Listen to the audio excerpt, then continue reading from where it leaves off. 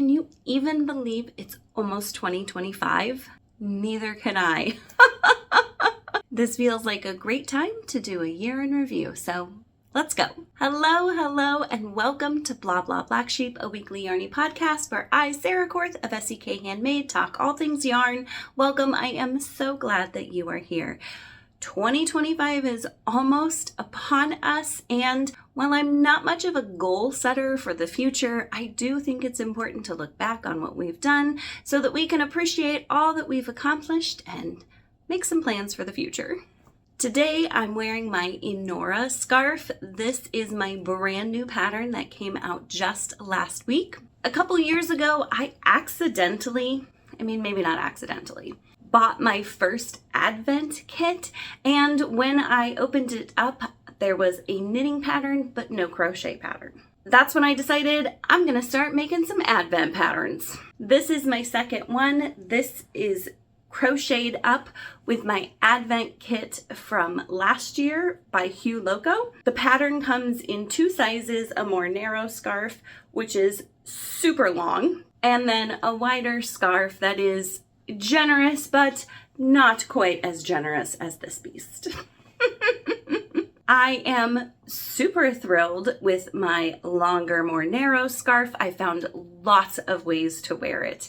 I have a whole playlist here on YouTube, so go ahead and check that out. It's a bunch of shorts that are gonna share with you lots of ways to wear scarves and shawls so that you can get more wear out of those items that you've put so much work into making. Links to the pattern and Hue Loco yarn are all in the show notes, along with these special small businesses that I'm about to share with you. I've added a shawl cuff to my scarf here. It doesn't really need it. This is such a long scarf that it stays in place on its own, but sometimes I like to add them just for a little decoration.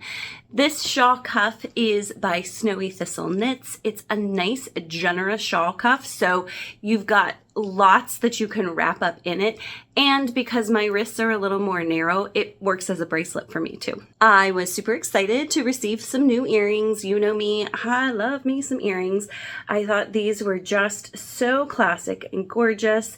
They are made out of polymer clay, so they're super lightweight too. These are by Black Dog Clay. Let's dive into our topic with a little year-end review.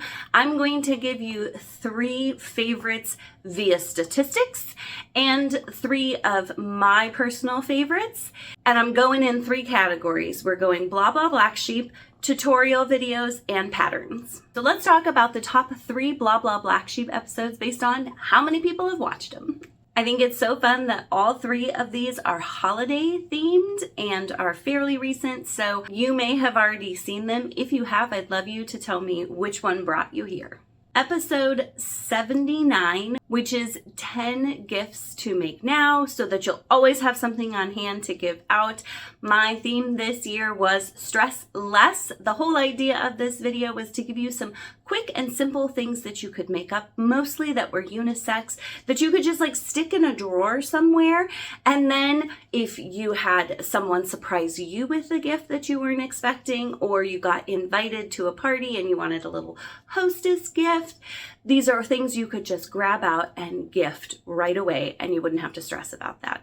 Be sure to read the comments on this video too, because there were lots of people who had other great suggestions for this topic. Episode 85 was a controversial one. It was 5 gifts to make for people you hate. I will confess, the title of it was a little hyperbolic. I got comments all the way from telling me I was completely toxic to telling me that this was genius.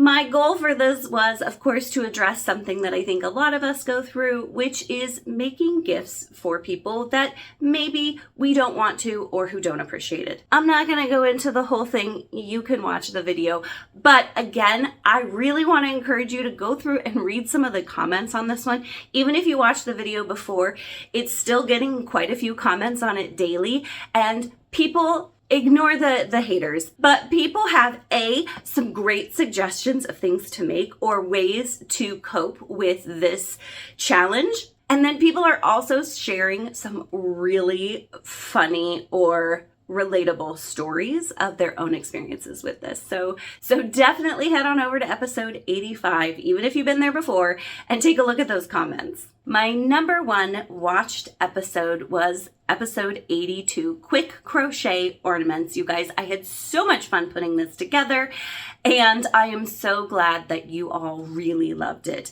If you're looking for a last minute something to hand make for people, this would be a great video to go watch. And I have to encourage you to make some of these for little gift toppers. They would be perfection. So let's move on to 3 episodes that I think you should go back and watch if you missed them. Episode 46 is Are Free Crochet Patterns Really Free? I think this one gives a great insight into free crochet patterns. It's something we see out there a lot. I'd argue more than knitting. People expect free crochet patterns. I think you'll be maybe a little surprised at how it all works, and it will allow you to support crochet designers even better in the future. I know you have a generous heart. You want to support people and their business. Episode 77 was another favorite of mine. It's 4 stitches for fall. I picked 4 of my favorite cozy stitches and threw in patterns with all of them. These were great for fall, but as we head into winter, they'll be perfect to make items that'll keep you really warm. They are fun stitches that will hold your interest and also help you relax. And I think you'll really love them. You know me, I love a stitch with great texture that looks complicated but is super easy, and these 4 are gonna fit that bill. My third pick is episode 81, and it is all about color bleeding. You guys, not enough people have watched this video. If you make things, I know, this is unpopular, but you should be washing them, which means for a lot of our items, hand washing. And I know it's scary because if you've used hand-dyed yarn in really bold colors, it can be scary to think that those colors might bleed when you put it in the wash. So in episode 81, I'm giving you all the things, why the yarn bleeds, how to avoid it. That's it. But I think you're going to find it super helpful, and it will alleviate fear of washing your items and blocking them in the future. All right, let's move on to tutorials. I am a teacher at heart, and so I love sharing in-depth tutorials with you to help you learn things. And so let's see what you loved learning this year. The first tutorial that you really enjoyed was learning about the waistcoat stitch. I love the waistcoat stitch. You're going to be seeing this from me a lot more. If you have not tried this stitch, you should give it a try. And if you've tried it in the past and been like, ugh, it's not for me, I want you to give my tutorial a watch because that's how I felt at first, but I have some tips and tricks to make this stitch easier and smoother and stand up straight without leaning to the left. My next 2 most popular videos are both joining methods. You all must hate weaving in your ends just as much as I do. First, we have the Russian join. I will tell you, I'm just being honest, this is not my most favorite way to join without weaving in ends.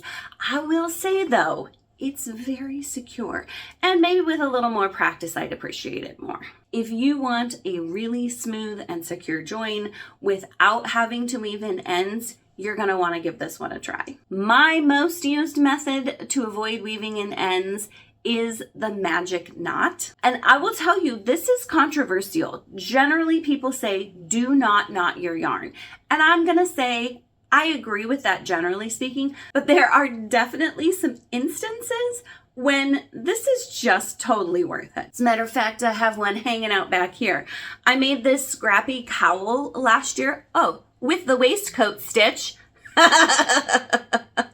And I changed colors every few rows. I held 2 strands of fingering weight yarn together And that's how I got this marled look. And then I would change one strand of it every few rows. And I was using scraps. So like you can see this guy I hardly had any of. This guy I had more of. So instead of weaving in all of those ends, which frankly would have just made me cry, I used the magic knot to join all of my new yarns. And you can't tell at all. You really can't see it. Sometimes I can feel one when I brush across the fabric, but I don't feel it when I'm wearing it. And so totally works for this. Those were your 3 favorite tutorials. Now I'm going to share with you mine. My first suggestion is a video that's going to help you transform stitch markers that are made for knitters into stitch markers that are crochet friendly. With the holidays coming up, there are a lot of people who maybe know we yarn craft but don't really understand the differences between knitting and crochet. So you may receive some knitting stitch markers this year, and the great thing is you can still use them. Check out this video and I'm going to show you how. My next video is a video that has potentially the least attractive name to it, but it's specific and true. In this video, I'm going to show you how to work in the third loop with the right side of the fabric always facing you. This is a slightly different technique than when you're working in turned rows, and I am coming out with some patterns at the end of the month that use this technique. It's one of my most favorite. It's so relaxing. The texture is lovely. So practice a little bit and then sign up for my newsletter so you'll be reminded when those patterns come out in just a couple weeks. My last tutorial that I want to suggest is a fun border. Borders are an amazing thing to learn. You can add them to blankets, to scarves, to table runners, to shawls, all the things. And so picking up a new border is just so much fun. And this is a great one. I'm sure I tell you in the video, I think it's a 2-stitch, maybe it's just a 1-stitch repeat. So super easy to add on to anything that you want. That border is the wrapped puff border. Great texture, really fun. I added it to my Sybil shawl, which was my mystery cowl. So if you want one of my patterns that uses this, that's where I'm going to send you. All the links in the show notes, of course. All right, my last category is crochet patterns. I'm a crochet designer, so of course I had to share with you some of my favorite and your favorite designs. Guys, I have released over 36 patterns this year. That is insanity. My plan for next year is to definitely slow down a little bit and take a little better care of myself. So let's take a look back on just a few of those 36 patterns. I launched a new series of patterns this year that I'm calling my vacation shawls. They're all shawls that are going to use 1, maybe 2 skeins of yarn, that random skein that you picked up either while you were on vacation or that you were just enamored by at your local yarn shop. And then the patterns themselves are going to be simple repeats that are easy and relaxing so that you could also make the shawl on vacation and not be stressed. You guys really liked my Asbury shawl. It is my open vacation shawl. We're going to have one that's inspired by the beach, and that was my Asbury shawl this year.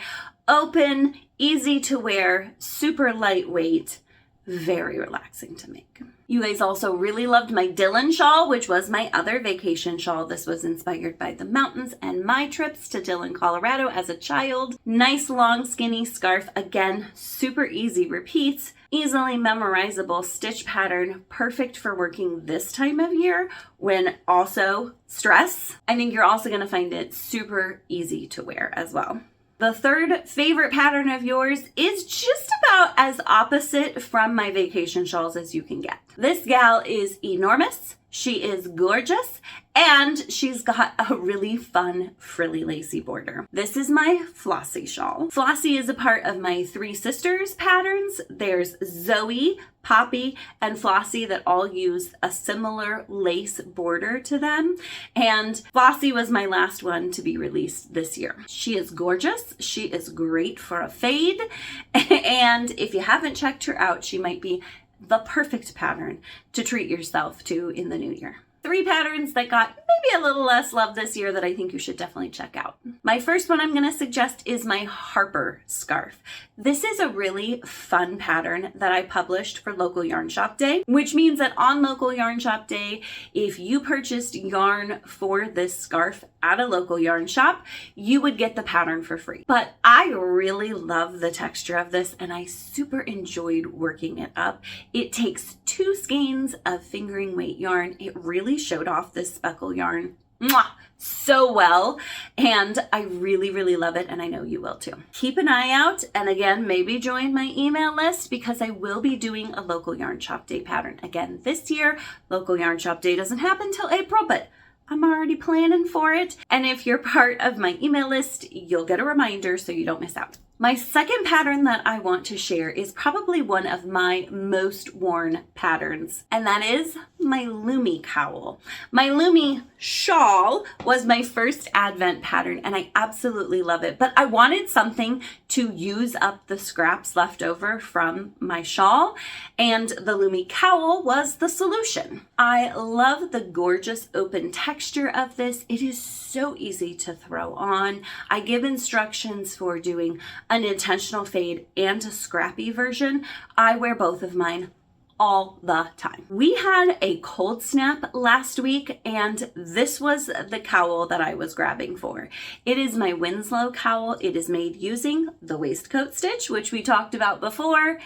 It is so cozy. It comes in 2 versions in the pattern. Both of them are a fade. One fades between fingering weight yarn and a nice fluffy Surrey alpaca yarn. If you have not tried Ciro from the Fiber Company, you must. It's amazing.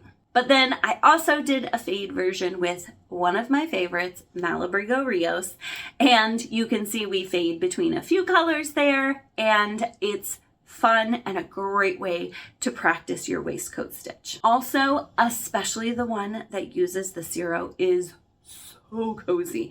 And so if, like me, you're heading into the coldest part of the year right now, which where I live can get pretty stinking cold, you are definitely going to be grabbing for this one when it's really chilly. All right, that is my super quick year in review. I hope you enjoyed it very much. I would love it if you would share some of your favorites from this year, whether they be videos of mine or patterns that you loved. Drop them in the comments below. I cannot wait to see what you enjoyed. I just have one quick announcement, and that is the other thing that the year coming to an end means that we're almost to January and Whip Wrap Up. If you're new to me here, Whip Wrap Up is an event I do every January, and that's just an encouraging make along. All crafts are welcome. Cross stitch, weaving, sewing, knitting, crocheting, spinning, all welcome. And the whole goal is that we spend the month powering through as many of our whips as possible to have a really fresh start to our year and finish up those projects that have been lingering. It is always a great community in these groups, and people knock out their whips. It's incredible and so encouraging. So keep an eye out for that coming in January. I'm gonna be a broken record and say it again. Sign up for my newsletter and you'll get all the details and definitely won't miss out. Thank you so much for joining me today with this year-end review. I so appreciate you being here with me this year, whether you've been here for just a video or 2 or are one of my die-hard loyal viewers. I appreciate you so much. I really enjoy doing these videos every year, and we're gonna keep rolling. We're gonna keep rolling. So have a great week. We'll see you back here next week, and happy crafting.